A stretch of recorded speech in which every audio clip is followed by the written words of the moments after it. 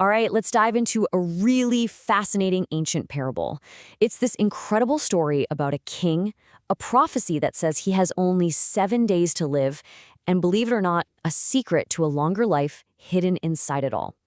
It really makes you think about how our actions can totally shape our destiny. But before we get into the story, I want you to think about something for a second. Seriously, if someone told you with absolute certainty that you only had 7 days left to live, what would you do? What suddenly becomes the most important thing in your life? Just hold on to that thought, okay? Because that feeling, that answer, it's pretty much the key to this whole story. Okay, so let's set the scene. We're in the ancient kingdom of Chen Tawei, and you've got this super powerful king, right?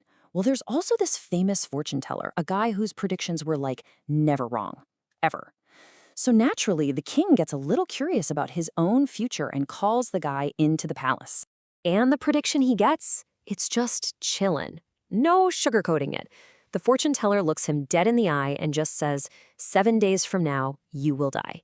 Can you even imagine hearing that? The king is crushed. I mean, this guy is never wrong. His fate feels completely sealed, an absolute, unchangeable fact. How could you possibly change something like that? So a few days pass. The king is just counting down the clock. He heads out into the forest, maybe to clear his head, maybe just to get away from it all. And that's when he stumbles upon something totally unexpected. Deep in the woods, he finds this old, sacred Buddhist stupa. It's clear it was beautiful once, but now it's just forgotten, crumbling, and falling apart. And seeing this, something just shifts inside the king. Instead of just sitting around wallowing in his own impending doom, he gets this sudden spark of purpose. He decides he's going to do something about it. So he calls all his ministers together and basically says, listen, we're fixing this. They all agree to pool their money, their resources, everything they've got to bring this sacred place back to its former glory. And they do it. They completely restore the stupa. But here's the part you really got to pay attention to, the king's reaction. When he sees the finished work, he's not thinking about his death sentence. He's not scared. He's filled with this incredible, deep sense of joy. And it's with this strange, unexpected feeling of peace that he goes back to the palace to wait for his last day. So the 7th day finally arrives. The king just waits. The sun goes down, the palace is silent, and then the sun comes up on the 8th day, and the king, he's still alive. The whole day goes by, nothing happens. The prophecy, this supposedly ironclad, unavoidable thing, has somehow been broken. I mean, this is absolutely astonishing, especially for the fortune teller, right? This is the guy who's never, ever been wrong. A fate that was supposedly set in stone has just changed. And so the only question on everyone's mind is, how? How in the world did this happen? So the fortune teller, you can imagine, his whole reputation is on the line. He rushes to the king, completely baffled.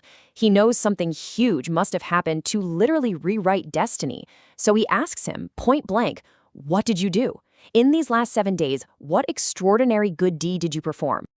And the king, he thinks about it for a minute. He's like, honestly, I can't think of anything that special. But then he remembers. Well, there was that one thing. I found that old ruined stupa in the forest, and all my ministers and I, we fixed it up. And that was it. That's all he could think of. Just a simple act of fixing something broken. And right here, this is where we get to the heart of it, the first big takeaway from the story. See, there are different levels to doing good. You know, doing a good deed by yourself, that's great, it's powerful. Getting other people to do good deeds, that's even better. But the most powerful thing of all, doing good deeds together, as a group. The king didn't just repair a stupa, he brought people together for one single, selfless goal. So the conclusion is just, wow. That one single collective act of kindness, of restoration, created so much positive energy, what you might call merit, that it was powerful enough to completely change the king's fate and, well, save his life. But you know, the story doesn't just stop there. It's not just about one act changing one fate. It actually points to a much deeper question for all of us. What do we do with the good fortune we already have?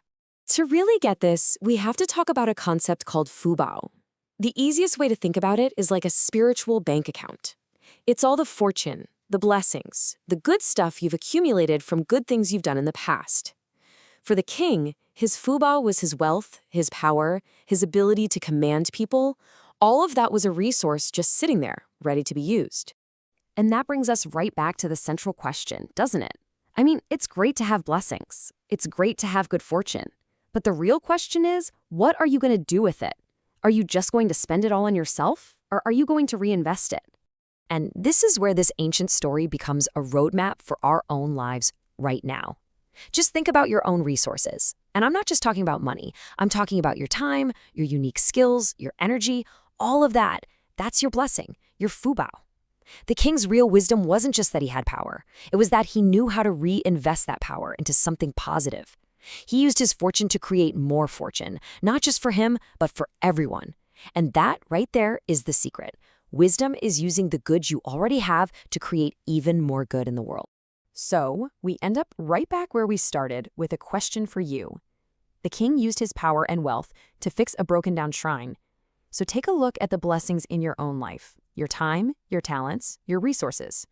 What's the forgotten, crumbling stupa in your world that's just waiting for you to notice it? How are you investing your blessings today?